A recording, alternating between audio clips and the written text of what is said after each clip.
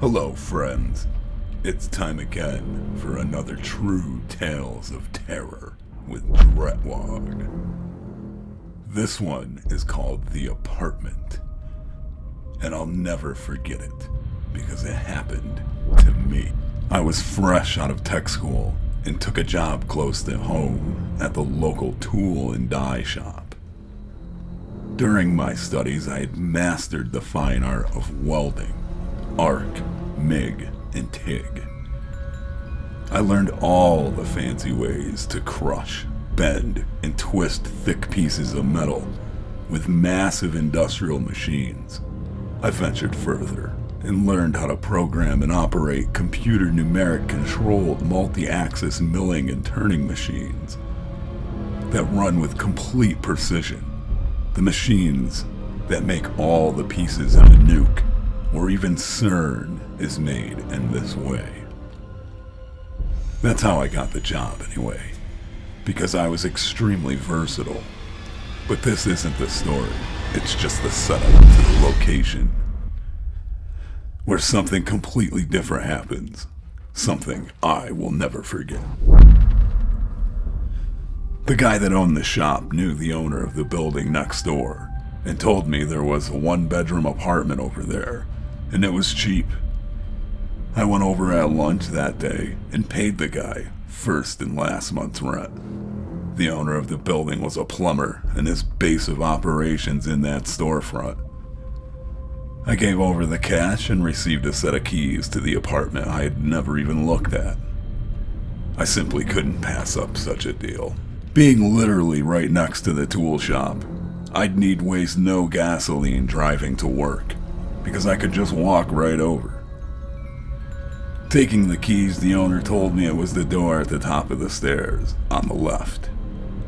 There was an apartment in the rear of the building behind the plumber's storefront, and two upstairs. As soon as I climbed the stairs, the apartment door on the right opened, and a very frail older lady stood there, slightly swaying. "Well, hello there, young man," the old lady said. And I introduced myself, telling her I worked next door at the machine shop. As I talked, a gruff voice yelled from somewhere inside, "Who's there? What's happening?" And the old lady turned and said loudly, "It's our new neighbor." "What did you say your name was again?" The strong smell of cooked cabbage oozed out of the door, slightly choking me. "All right, I've got to start making this happen," I said, motioning towards my door. "Have a great day. It was nice to meet you," I said, turning to my door and sliding my new key into the lock. The deadbolt clicked loudly and I opened the door, taking a step into the apartment. The door led to a small kitchen with an old electric stove matching the fridge and dated counters. Two doors branched off the kitchen, one right and one straight ahead. The room on the right was a decent size, and it had a steel fire escape attached to the only window. Its view of the shop I worked at. You could see one of the machinists in the bottom windows of the tool shop as he was milling down a slot in an indexable carbide fly cutter using a multi-axis rotary on a manual milling machine. I decided this room would be my bedroom, and aside from the window, a small closet was positioned on the right side of the room, tucked neatly into the corner. The trim in the room was original and very old. Fixtures the same, dating back decades, and an actual skeleton key sat in the closet's large metal slot and knob. I walked over to the small closet and opened it. It had a tiny space with a shelf up high and a wooden dowel across the span to hang clothes on. I closed it and took out the skeleton key, thinking it was pretty cool. I grabbed my set of keys for the apartment and added the strange skeleton key to the ring. Sliding them back in my pocket, I turned and left the room. Back in the apartment's small kitchen, I went through the other open doorway and entered the living room of the flat. It was long and narrow and had 3 large windows, 3 across the front, looking down on the street below, and one on the same side as the bedroom, which pointed at the alleyway and the tool shop next door. On the left of the strangely long living room was the apartment's only bathroom. Basic, but workable. In the bathroom, a tub and shower combo, and a sink with a mirror above it. Across, the toilet. Right next to the toilet, a window. Great, I thought to myself. You can take a shit with a view. Excellent. I laughed to myself and turned around to leave, seeing there was a door in the back of the bathroom. Opening it, there were stairs that led up to the apartment's attic. Unfinished and dusty, it had random cardboard boxes and old possessions left behind from former tenants. One box labeled Xmas had decorations and knickknacks tucked inside, carefully wrapped in newspapers from the 60s. I tossed an ornament back in the box after I unwrapped it and took a look.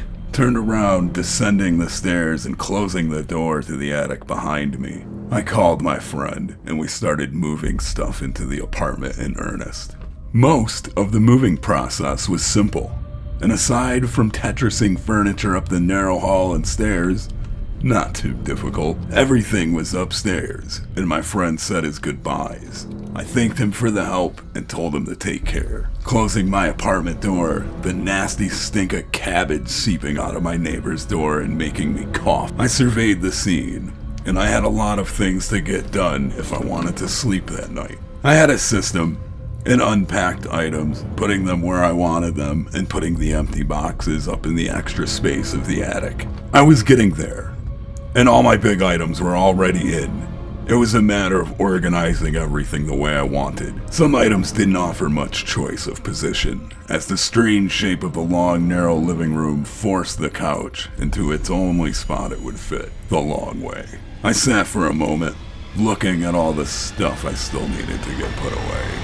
Almost everything was done, and I only had to set up the bedroom, and it was finished. Driven by the thought of having everything put away, and the mess of moving picked up, I grabbed a couple empty boxes that held the kitchen items, and made my way to the bathroom.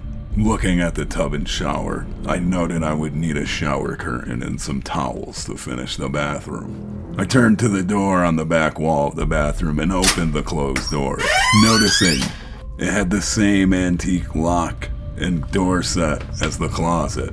Moving past it, I climbed the stairs and put the 2 empty boxes I held with the other empty ones from the move. As I was about to walk back down the stairs, I noticed the box on the other side of the attic marked Xmas had been knocked onto its side, spilling its contents onto the old boards of the dusty attic. Thinking to myself, I don't remember knocking that over. I approached and returned the tightly wrapped ornaments back inside their box, righting it and walking to the stairs. Descending and heading to the bedroom, it was the last thing I needed to do. The bed was large and could be quite the pain to assemble. I started getting its base together, setting its 6 drawers in their respective location. Once the footprint of the bed was visible, I noticed that, like the couch, there was only one way it would fit in the room, up against the wall that faced the kitchen, and looking at the room's only window. Its old rusty fire escape firmly bolted to the facade above the alleyway. Putting the sides on the top of the drawers, I grabbed a wrench and a 3/8 Allen key needed to tighten up the hardware. Soon it was all built, and I installed the heating element, attaching its cord to the thermostat to the side of the bed frame. I laid out its liner, covering the coarse plywood and vinyl, and attached the 2 long bumpers that fastened the liner to the sides and provided a nice comfortable edge. I unscrewed the sink's faucet, exposing its threads, and attached a garden hose, and then connected that to the valve on the waterbed bladder, turned on both hot and cold, and let it fill. As this was happening, I noticed the bed was blocking the closet door from opening, and walked over to it. It could open, but only a few inches, a little less than halfway. And because the hinges were on the left side and the position of the bed, making the closet utterly unusable. And once the bed was full, nobody was going to be moving that. I looked in quick and checked that it was empty, so I closed it tightly, taking the old skeleton key out of my pocket and sliding it back into the antique lock. I turned the key and it clicked loudly, snapping its deadbolt into the door frame. Good enough, I thought, returning to the waterbed and watching it fill with water slowly. I plugged in the bed's thermostat, turned it on. I was sure the hot water must have run out by now, and you can't sleep on a freezing waterbed, so I cranked it up. I touched the vinyl bladder, and it sloshed around, not being full yet. It was freezing to the touch, and probably wouldn't be ready to use tonight. Oh well, there's always the couch, I thought to myself, as the bed continued to fill. I walked out of the bedroom and continued putting items away, and bringing the empty boxes upstairs as I went. I probably made 3 or 4 trips, up and down, when I noticed the old cardboard box labeled Eczema was on its side once again. Old newspaper-wrapped ornaments strewn about the dusty floor. And again, after putting down my empty cardboard boxes, I walked over and returned its contents, righting the box once again. This time, sliding it closer to the other boxes. Neatly, I turned and walked downstairs, closing the attic door behind me, and went to check the waterbed. It was close to full now, and not quite as cold as it was the last time I had checked. Shortly thereafter, it was full, and I shut off the water, unhooked both ends, and rolled it up. Screwing the cat back on the sink, returning its screen and covering its threads, I grabbed the hose in the last empty box, heading to the bathroom and opening the attic door. I walked up the old stairs, and as soon as my head leveled with the floor, my eyes fell on the boxes in the back. The one I just picked up twice was again on its side, and its contents spilled out across the expanse. What the fuck? I said aloud, and put down the empty box, tossing the hose inside. Still looking at the knocked over box, I pondered silently to myself. Animals? I thought. Maybe a cat, I remember thinking, although the attic only had the one door, mine, and there wasn't any paw prints on the floor, or any prints, other than mine, where the box had been slidden through the thick dust, settled over decades, where it all sat. Well, it can stay that way, I thought, and turned around not sure what to think of it, or how it overturned, and kept it doing so. Walking down the stairs and closing the door behind me, I walked to the bedroom and started removing the air from the waterbed's bladder, moving my arm from one end to the other, pushing the extra air out of the valve, screwing its plastic cap on and pushing it down flush with the surface of the waterbed. I grabbed the sheets and comforter and made the bed, checked the thermostat, and backed it down from the highest setting to 84. I took a look around. It was finally done. The last empty box sitting on the kitchen floor. I picked it up and headed to the bathroom, opening the door with my free hand, climbed the stairs.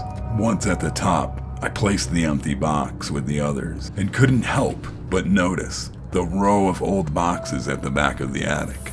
All stood upright, and nothing was strewn about. I stood there confused at the sight. I knew that box labeled Xmas was just on its side, much of its contents spilled out, and yet there it was, back upright, and everything tucked back away neatly. I shrugged it off, and I assumed that I must have done it, and just forgot being so busy with everything being put away. I turned and started walking back down the stairs and closed the attic door. Went to the kitchen grabbing a soda from the fridge.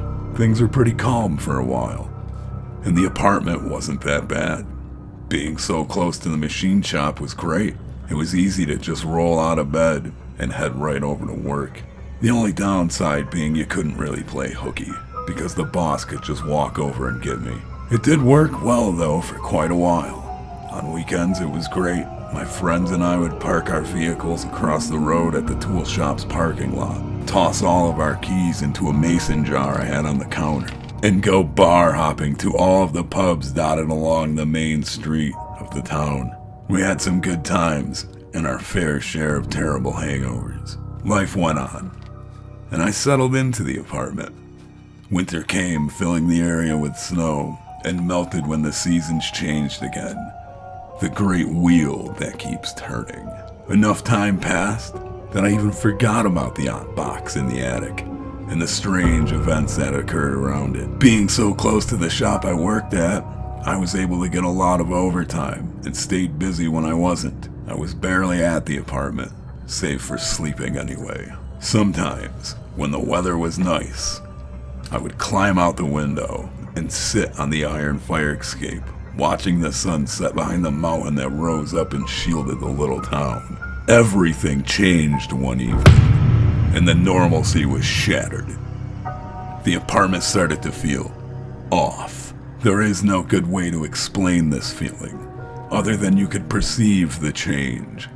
And it wasn't good. There was an ominous and inauspicious presence that just crept in and was increasing. Sitting in the living room became almost painful, and the constant feeling of being watched was omnipresent. Things would get moved, sometimes just disappear altogether.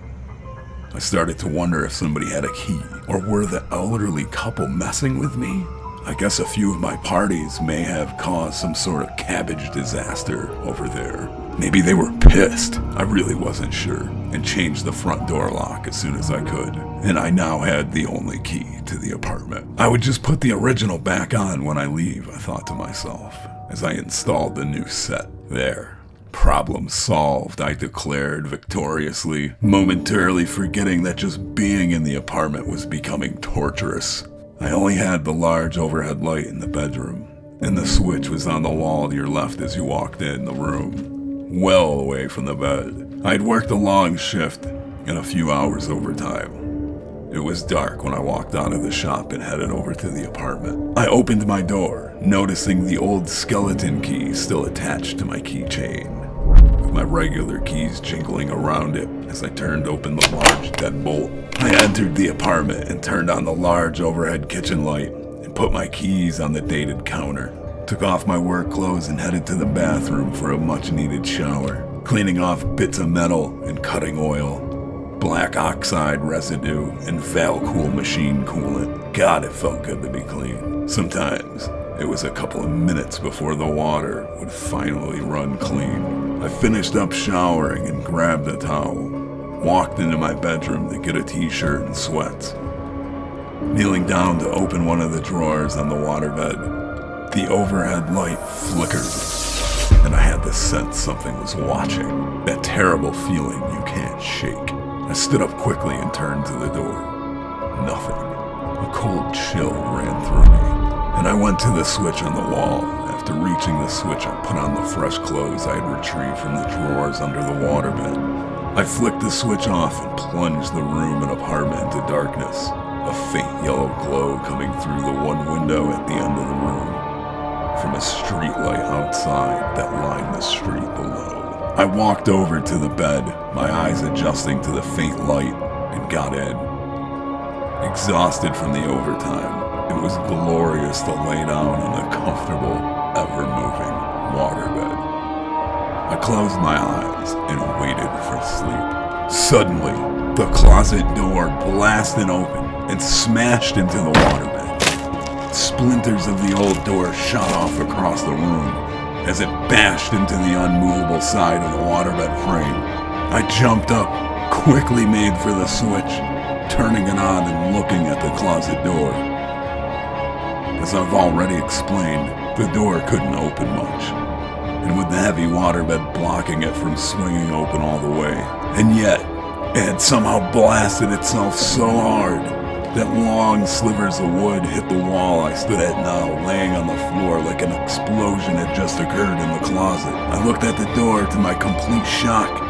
There was the skeleton key, the one I had used to lock this door firmly, sitting back in its key slot. The light flickered, and I was filled with a mind-numbing sense of terror.